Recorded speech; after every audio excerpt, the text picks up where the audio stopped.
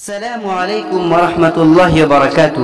میرے دوستو، آج کل بہت سارے لوگ ارطغرل ڈرامہ کافی ذوق و شوق سے دیکھ رہے ہیں، لیکن کیا ہی بہتر ہوتا کہ حقیقی ارطغرل اور جس کی زندگی پہ یہ ڈرامہ بنایا گیا ہے اس کی زندگی سے لوگ واقف ہوتے۔ اس لیے ہم نے سوچا کیوں نہ آپ کی خدمت میں اس کے اوپر کوئی ویڈیو پیش کیا جائے تاکہ آپ حقیقی ارطغرل اور خلافت عثمانیہ کے تاریخ سے واقف ہو سکیں۔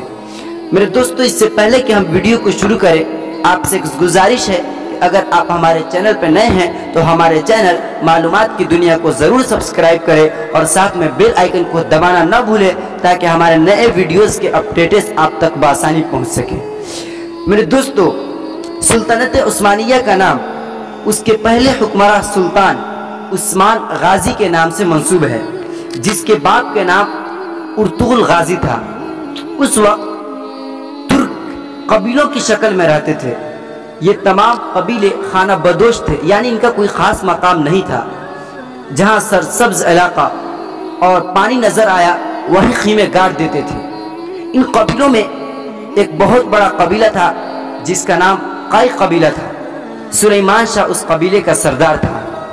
667 ہجری بمطابق 1230 میں اس قبیلے کے سردار کا انتقال ہو جاتا ہے۔ اس نے اپنے مجھلے بیٹے ارطغرل غازی کو اپنا جانشین مقرر کیا۔ ارطغرل غازی بہادر، نڈر، جنگجو شخص تھا، لیکن وقت وہ آ گیا تھا کہ منگول ہر جگہ تباہی پھیلا رہے تھے۔ مسلمانوں کا قتل عام ہو رہا تھا۔ مسلمان منگولوں پر حملہ نہیں کر سکتے تھے۔ اسی حالت میں ارطغرل منگولوں کا مقابلہ کرنے کے لیے اپنے قبیلوں کو لے کر سلجوقی سلطنت کی طرف چلا۔ اس کے ساتھ تقریباً 400 لوگ تھے۔ اس نے راستے میں دیکھا کہ دو فوجیں آپس میں لڑ رہی ہیں۔ اس نے سوچا کہ کیوں نہ اس میں سے کسی ایک کا ساتھ دیا جائے۔ اسے نہیں معلوم تھا کہ کون لشکر کس کا ہے۔ کچھ سوچ کر اس نے جو فوج ہار رہی تھی اس کا ساتھ دیا اور اپنے تھوڑے سپاہیوں کے ساتھ مخالف فوج پر اچانک اور بہت تیزی سے حملہ کروایا۔ وہ فوج ڈر گئی اور جیتتے جیتتے ہار گئی۔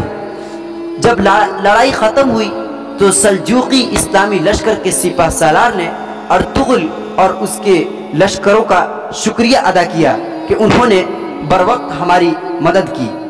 بعد میں معلوم چلا کہ جس فوج کا ساتھ دیا وہ سلجوقی سلطان علاء الدین کی فوج تھی۔ چنانچہ انہوں نے رومی سرحدوں کے پڑوس میں اناطولیہ کے مغربی سرحدوں کے جگہ ایک جاگیر عطا کی اور یہ قبیلہ وہیں رہنے لگا، اور جو مخالف لشکر تھا وہ لوگ عیسائی تھے۔ بہرحال سلطان ان کی بہادری سے بہت خوش ہوا اور سلطان نے ان کو اجازت دی کہ سرحدوں کے ساتھ ساتھ علاقوں کو بھی فتح کرے اور ان کو اس سلطنت میں شامل کرے۔ یہ علاقہ عیسائیوں اور ان کے سلطنت کے بالکل قریب تھا اور اس سے جڑا ہوا تھا۔ ارطغرل نے کچھ ہی عرصے میں اپنی شجاعت اور بہادری کا دھاک بٹھا دیا۔ ان فتوحات کا نتیجہ یہ ہوا کہ باقی بہت سے ترک قبائل بھی ارطغرل کے ساتھ مل گئے اور اسے اپنا سردار مان لیا۔ ارطغرل سلطان علاء الدین کے نائب کے طور پر لڑتا رہا اور اس کی طاقت میں دن بدن اضافہ ہوتا رہا۔ ارطغرل بازنطینی سلطنت کے ایک بڑے متحدہ لشکر کو شکست دے دی۔ مدت اس جاگیر کو حاصل کرنے کے لیے مسلسل جنگیں لڑتا رہا اور فتح حاصل کرتا رہا۔ آخر اس بہادر جنگجو شخص کا 699 ہجری بمطابق 1281 میں 90 برس کی عمر میں انتقال ہو جاتا ہے اور وہ اپنے بیٹے عثمان غازی کو اپنا جانشین مقرر کرتا ہے۔ اسی کے نام سے یہ خلافت عثمانیہ منسوب ہے اور اس خلافت نے تقریباً 650 برس میں ایک طویل عرصے تک حکمرانی کی اور اس کی ایک مستقل تاریخ ہے جس سے واقف ہونا ہمارے لیے بہت ضروری ہے۔